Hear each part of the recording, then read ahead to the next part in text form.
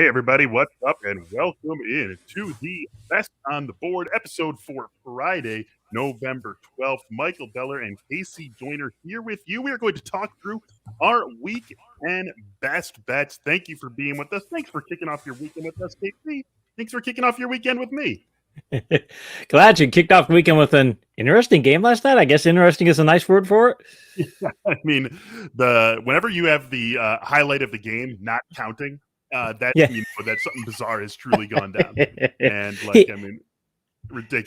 He looked like that pass was right for him. It's like they got to put that in the game plan now. Make a tackle eligible screen to him. He's got to do that. Well, the way that he went for it, I just assumed that he must have reported as eligible, right? Because he went for it so confidently and coolly, and then runs with it. And then you see the replay, and it's like, this is the right guard catching a screen pass. This is ridiculous. And the best part about it is that Gaskin was in position to catch it. He was sort of stumbling, right? He probably doesn't run it in for a touchdown, but he was there. He was ready to make the catch. And I don't know. And then the Dolphins win, of course, right? It doesn't actually matter. The Dolphins beat the Ravens as 8.5-point underdogs. Just absolutely crazy, and sort of a continuation of what we saw in week 9. Hopefully, for the sake of our picks, Casey, we're going to get things settled down a little bit over the weekend. Another bad week for us here last week. 0-3 for you, 1-2 for me, 9-16-1 on the season for you, 9-14 for me. Let's get things turned around here this week. We've got, 1, 2, 3 favorites among our picks, 2 underdogs, and then you've got a total as well. Let's start things off in the AFC South, where the Colts are 10.5-point favorites against the Jaguars. You've got a pick for this game. Let's hear what it is and why you like the side that you like. I'll take Indianapolis on this one because you got to give Jacksonville a lot of credit. Their defense held the Bills to only 301 offensive yards and 6 points last week. They generated 3 takeaways. I keep looking at it and go, it was a perfect setup for a trap game for Buffalo. They were in between divisional opponents. They had to fit in a road contest against an opponent they could easily underestimate, and probably a team talent-wise that probably shouldn't have underestimated, because the Jaguars have been playing better relative to what they were before. Now, the Colts aren't going to take this game lightly. This is an in-division foe. They're not going to take the Jaguars lightly at all. And you had to figure that the Colts, they've run off 4 straight games of 30 or more points. They scored 27 or more points or 25 more points in 6 straight games. They put up 532 yards last week, 500 yards against the Ravens a few weeks ago. The running game has ground out 123 or more yards in 5 of the past 6 contests. They put up 2 more takeaways in all but 2 games this year. In fact, they have 11 over the past 4 weeks. I just keep seeing these elements and going, okay, we're all kind of scared to pick against Jacksonville because of what they did to Buffalo last week, but this is not that game, and this is not that set of circumstances. So I will take the Colts to cover at -10.5. I might buy down to -10. I mean, well, we'll list it at 10.5, but I might, if I was a better, take it down to -10 instead of 10.5. Just take a little bit of the edge off of that just to make sure you can get that push in case it's 10. I do think, though, they'll win by probably 2 touchdowns. Yeah, this one does sit at 10.5 right now on BetMGM, the presenting sponsor of Best on the Board. I'm in a pool where I pick every single game against the spread, Casey. I'm picking the Colts pretty easily. It's not among my 3 picks here. Could be among my 5 super contest picks. But for all the reasons you said, this Colts offense really does seem to have found its level. And then you've got Trevor Lawrence on the other side, who's going to play, but has been banged up all week since that Bills game. Hasn't got a ton of practice in. Is going, almost certainly will be starting for the Jaguars, but definitely not at 100%. And this Colts offense definitely, I mean, they started rounding a corner. It was their game against the Ravens, in fact, that they ultimately blew to the Ravens, but that was, 5 weeks ago now, 6 weeks ago? And that was when that offense really started to figure things out and piece some things together. And now we've seen it, as you said, week after week after week, to an extent that I think we can trust that this is basically what the Colts offense is for the remainder of the season. So definitely feel good about them going into a game against the Jaguars. 10.5 is the number that we're looking at here. That's what you're going to lay for your first pick of the week. I also have my one favorite up here, and it is the Packers as 3.5-point favorites against the Seahawks. I'm just making this as a supposition sort of play, KC. We know Russell Wilson back for the Seahawks, this game in Green Bay. After what we saw from the Packers offense with Jordan Love at the helm last week, there is no way that the Packers are 3.5-point favorites where they've been all week if Aaron Rodgers isn't coming back. I think the odds makers are just assuming Aaron Rodgers is coming back. They're installing the Packers as 3.5-point favorites with that in mind. It's pretty comfortable for them because once we get the thumbs up on Aaron Rodgers, they could probably bump it up to 4.5, but you just keep it north of a field goal for now, and then maybe you make it that move if Rodgers does indeed get announced as the starter over the weekend. And then assuming he is starting, absolutely love the Packers in this spot. This is a team that has covered almost every single spread that they have had this season. We know what this team is with a healthy Aaron Rodgers at the helm. We know what this offense is.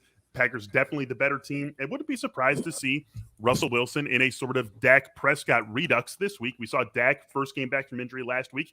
That offense just looked a little bit disjointed. I think Russell will be fine ultimately. I don't think they'd be pushing him back this quickly if he weren't. But maybe a little bit of rust, maybe a little bit of disjointedness for that Seattle offense. This line assumes Rodgers is playing, and if he is, I want to be on the Packers for sure.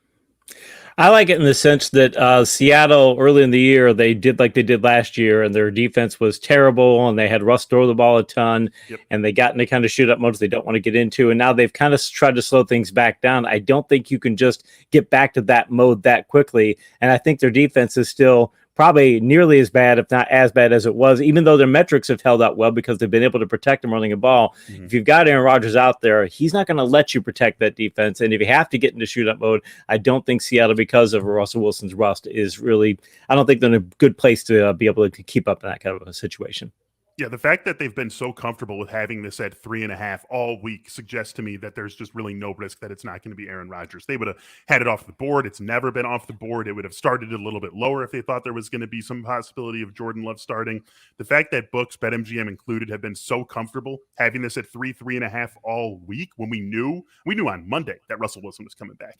Yeah. If there was any real doubt that Aaron Rodgers was going to be out there for this game, we just wouldn't have seen this number at this number all week long. And so that's why I'm on it. I'm assuming Aaron Rodgers plays. Packers are definitely more than 3.5 points better than the Seahawks at home with Aaron Rodgers out there for them. So Packers minus 3.5, my first play of the week. We move on to play number 2 for you, KC. Monday Night Football, Rams and 49ers. Rams 4-point favorites, another line that has pretty much stuck exactly at the opening number on BetMGM all week. You like the Rams to bounce back. Let's hear why. I do. I mean, the 49ers offense is getting a lot of grief for the club's 3-5 record and losses in 5 of the past 6 games. I mean, 49ers losing 5 out of 6, who would have seen that coming? But a big part of the problem is their rush defense. They've given up 487 yards on the ground in the past 3 contests. 487. And this is a 49ers team that prides itself on being able to run the ball and stop the run. That's what their whole team's built around, and they've not been able to do that at all. San Francisco's offense goes as its ground game goes, and that's a problem against the Los Angeles rush defense that's allowed fewer than 70 rushing yards in 3 of the past 4 contests. The Rams have more firepower in their passing attack, and I'm not including OBJ in there. I'm not impressed that that's not yet. And I'm not, even if he did play, I'm not impressed with the signing. He's too banged up. He's a later in the season approach, but Cooper Kupp's the best receiver in the NFL right now. Mm-hmm. Robert Woods, Bobby Trees is coming along very well. They've got a lot more firepower, and I just don't trust the San Francisco's firepower and offense is back to what it is. Eli Mitchell, for what he is as a back, I still think he's above replacement, but not that far above replacement. He's not what Raheem Mostert was, so they just don't have the firepower in their ground game, and their passing game is not what it was. Is not what it can be at its peak either, and it certainly can't keep up the Rams. So I like the Rams to cover in this one. Yeah, I always want to find disagreement. I'm not going to contrive it. I'm not going to just make disagreement up out of thin air, but I want us to find it.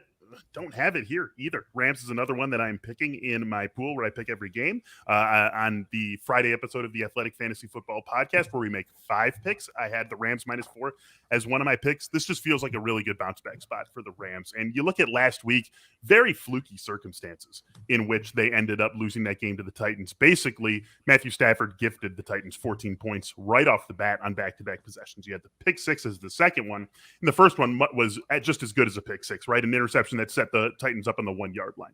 So that's just 14 gift-wrapped points to the Titans, back-to-back possessions in the first quarter. The Rams really never had a shot from that point forward. That's just sort of how this sport works. When you get that deep of a hole that quickly, it's hard to dig yourself out of it, even when you are as good as the Rams are. So this just has the feeling of a bounce-back spot. And actually, I know we're not talking about that Titans-Saints game, but the flip side of that is that it concerns me for the Titans. It concerns me that that's how they beat the Rams, that they didn't really do much offensively in their first game without Derrick Henry, and now they're just 3-point favorites at home against a Saints team that still doesn't know if it's going to be Taysom Hill or Trevor Siemian as its quarterback this week. So that has me concerned about the Titans, but that's a digression from what we're actually talking about here. I'm with you on the Rams bouncing back against the Niners. Maybe we'll find some disagreement here considering the way that you've talked about the Philadelphia Eagles over the last few weeks, because I am buying the Eagles plus 2.5 at the Broncos. Minus 105 is the line on this at BetMGM. So you're going to pay a little bit less juice if you get in on the Eagles at plus 2.5. Last night, when I was first looking at this line, KC, the Eagles were plus 3, minus 120. So they were juiced up a little bit at plus 3, and now we get it down at plus 2.5. I'm not even going to try to make a significant X's and O's case for this one, KC, because that's really not the foundation of why I'm picking it. Why is this 2.5? Why is this line only 2.5 points? The Broncos are 5-4, have some decent wins to their name, including a dominant victory at the Cowboys last week. Meanwhile, the Eagles have been down for most of the season. Their most recent win, that 44-6 win against the Lions, like who cares about that win? Now they go into Denver. Denver's coming back home after that win at Dallas that they dominated from wire to wire. They're only 2.5 point favorites. And then, like I said, that line was at 3 on Thursday night, and the Broncos were plus 100 at minus 3. Why are books so comfortable giving out even money on the Broncos minus 3 at home against a 3-6 Eagles team after they just waxed the Cowboys in Dallas? I think it's because they're courting bets on the Broncos. I think they want people to be putting money on the Broncos. That is a supposition on my part. I'm trying to get in the heads of the odds makers. I admit that readily. But if I'm right, I want to side myself with the odds makers. And that is like 90% of the reason why I'm going with the Eagles here. I cover the Eagles write about them for the Philadelphia Inquirer, and their offense, they figured out what they want to be. At least I think they figured out they want to be an offense. They're finally saying, hey, we got a rushing quarterback in Jalen Hurts. We can run block well. We've got a great running back group, so we know we can power run the ball, and they've been doing something back. They're one of only 6 teams this year to rush for 175 yards in back-to-back games. So, and their streak is still going. If they do, 4's the record for the season. So they have a chance to do that. Having said that, Jonathan Gannon's defense doesn't have any idea what it wants to be. And over the past 4 weeks, they allowed an 88.7% completion rate on short passes. 88 points. It's like 9 yards per attempt. Like with 9.1. It's just awful. They're sitting back in that cover 2 shell, letting you throw underneath and daring you to do it. And teams are like, okay, if we can complete nearly 97 passes, we'll do it. And he's not blitzing and he's not fixing things. On offense, you can see him fixing problems. On defense, it's just not happening. And it's because it's happening. If it was a 1-game thing, I'd say, okay, well, maybe it's just a 1 game. It's a 4-game thing. And he stubbornly keeps sticking to his approach. He won't go back to the one gapping stuff that Jim Schwartz did and say, let's really get out the field. At least he won't do it consistently. That scares me about any Eagles pick. Until that defense gets fixed, I should say, I just can't really get behind them because I just don't trust Jonathan Gannon's play calling. It also plays to the strengths of Teddy Bridgewater if they end up coming out with that sort of look this week as well. And we know that now it's Jerry Jeudy and Courtland Sutton and Tim Patrick. That could have me in trouble. What you point out about the Eagles offense, though, is a point well taken.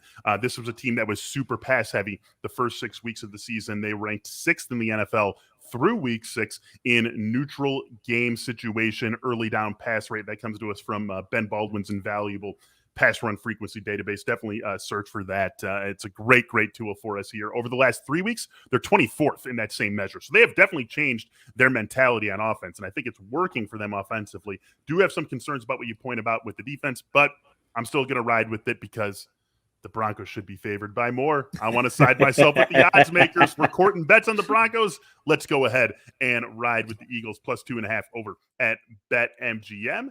As I said earlier, BetMGM, the presenting sponsor of the Athletics Best on the Board. And right now, you got a great deal offered to you from BetMGM. Go over there, bet $10 to win $200. Any bet you make, bet 10, win $200, plus get a free year-long subscription to The Athletic.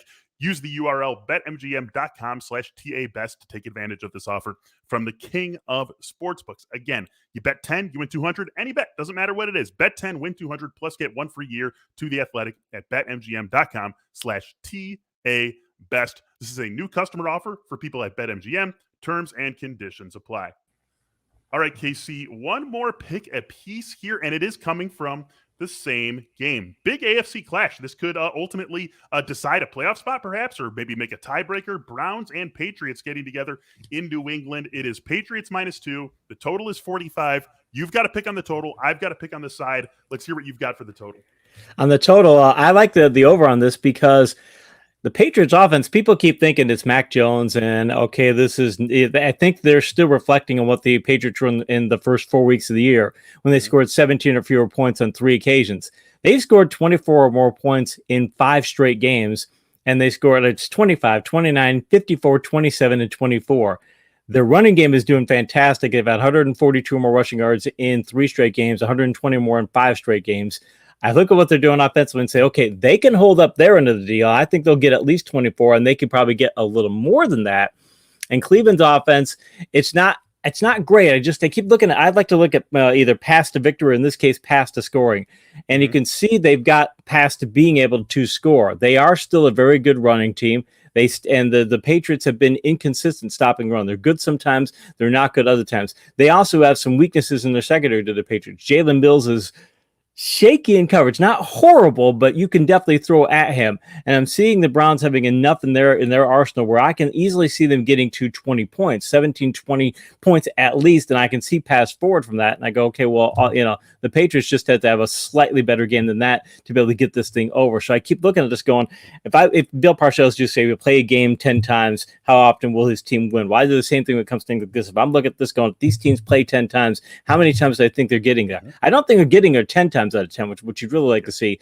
But I can see 7 out of 10 pass because the Patriots offense is doing that well right now. If they were getting there 10 out of 10 times, KC, this would be 47 and a half, not 45. Right. That's how that works.